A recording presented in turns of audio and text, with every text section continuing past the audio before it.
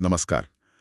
आज हम एक ऐसी किताब के पन्ने पलट रहे हैं जिसका शीर्षक ही अपने आप में एक बड़ा सीधा सवाल है, तुम्हारी औकात क्या है?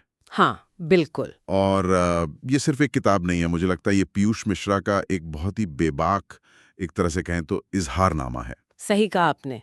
इजहारनामा है और एक आत्ममंथन भी।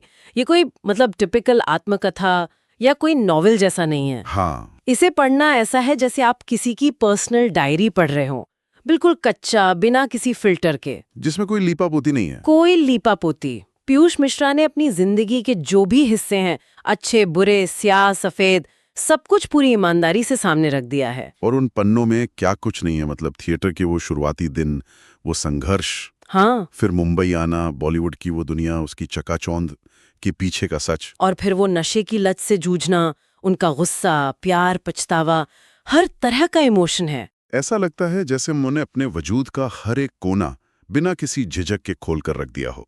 बिल्कुल। और शायद यही बात इस किताब को इतना इतना खास बनाती है। आपको यहाँ कोई परफेक्ट हीरो नहीं मिलेगा। हाँ, कोई सीधी साधी सफलता की कहानी नहीं है ये।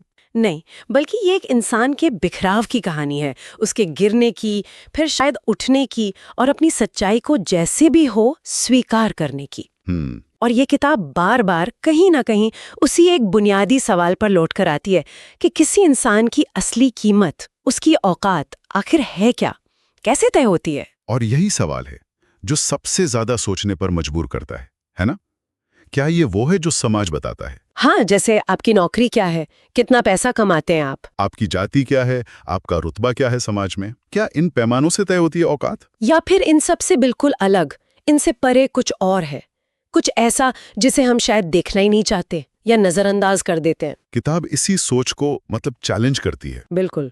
वो औकात को इन बाहरी चीजों से नहीं जोड़ती, वो उसे अंदरूनी सच्चाई से, खुद को स्वीकार करने से जोड़ती है। जैसे वो बताते हैं, बॉलीवुड में सफलता तो मिली लेकिन अंदर एक खोखलापन था। हाँ, वो दोहरा मापदंड, वो बाहरी मुखौटे, वो सब पाठक को सोचने पर मजबूर करता है कि जिससे दुनिया औकात मान रही है, क्या वो सच में मायने रखती है, क्या वो टिकाऊ है।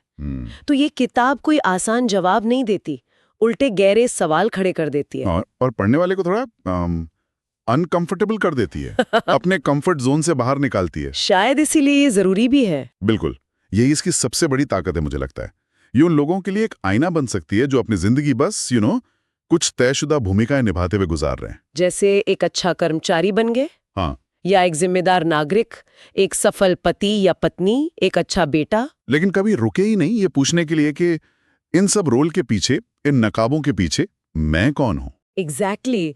किताब यही पूछती है कि अपनी कमजोरियों के साथ, अपनी असफलताओं के साथ, अपने सच के साथ खड़े होने की हिम्मत है, शायद वही असली औकात है। और जिस कच्ची ईमानदारी से वो लिखते हैं, खासकर अपनी लतों के बारे में, अपने गुस्से के बारे में, वो चीज चौंकाती भी है। चौंकाती है और शायद कुछ लोगों को हिम्मत भी दे सकती है कि वो भी अपनी सच्चाइयों का सामना करें।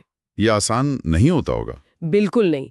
इसीलिए ये एक तरह से खुद से मुठभेड़ करने का, खुद का सामना करने का निमंत्रण है।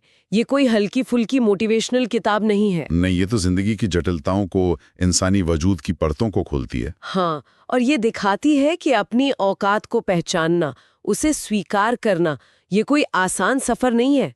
इसमें दर्द भी है, टकराव भी है। तो ये जो शीर्षक है, तुम्हारी औकात क्या है, ये सिर्फ एक सवाल नहीं है, ये एक चुनौती है। चुनौती है अपने अंदर उतरने की। अपने सच का सामना करने की। बिल्कुल। ये उन सब के लिए है जो बस सतह पर तैरते नहीं रहना चाहते, बल्कि गहराई में गोता लगाने को तैयार हैं। और ये किताब किसी मंजिल पर पहुंचाने का दावा नहीं करती, बल्कि एक सफर पर ले जाती है। हाँ, खुद की तलाश के सफर पर। आपको जवाब शायद न मिले, पर सही सवाल जरूर मिल सकते हैं। तो ये किताब हमें उस बड़े सवाल पर लाकर खड़ा कर देती है कि आखिर हम अपनी कीमत, अपनी वर्थ आंकते कैसे हैं। हाँ, और जाते जाते सोचने के लिए एक दिलचस्प नुक्ता ये भी हो सकता है कि आखिर ये इतना मुश्किल क्यों लगता है बहुत से लोगों को। अपनी असलियत का, अपनी औकात के सवाल का सामना करना इतना चुनौतीपूर्ण क्यों महसूस होता है। क्या वजह है कि हम बाहरी पहचानों, बाहरी पैमानों के पीछे छिपने में ज्यादा